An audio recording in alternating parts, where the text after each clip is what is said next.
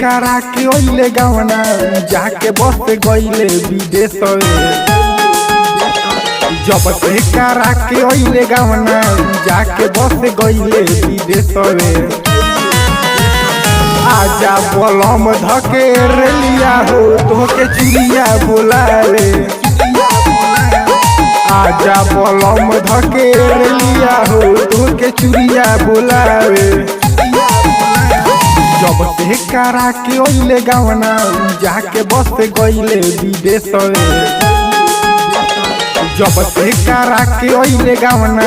जाके बस गइले विदेश आजा बलम धके रेलिया हो तोके चुरिया बोलावे आजा बलम धके रेलिया हो तोके चुरिया बोलावे। Mix by Aradhana recording studio चोरमा।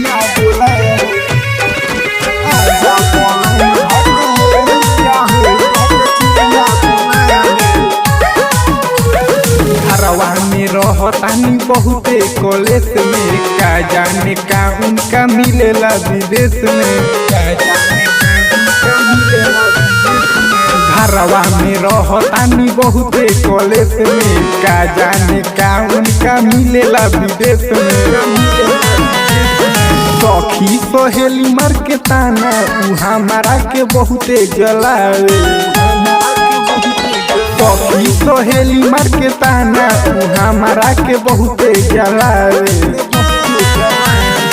आजा बलम धके रेलिया हो तोके चुरिया बोलावे आजा बलम धके रेलिया हो तोके चुरिया बोलावे। Mix by Aradhana recording studio चोरमा।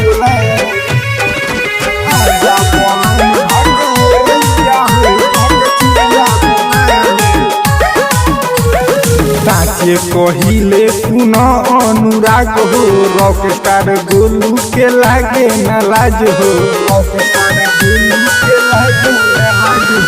साचे कहिले सुन अनुराग हो रॉक स्टार गोलू के लागे न लाज हो का कही राइटर दीपराज ई हमारा के बहुते तरपावे का कही राइटर दीपराज ई हमारा के बहुते तरपावे आजा बलम धके रेलिया हो तोके चुरिया बोलावे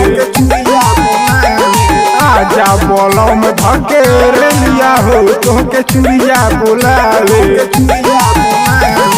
mix by Aradhana recording studio चोरमा।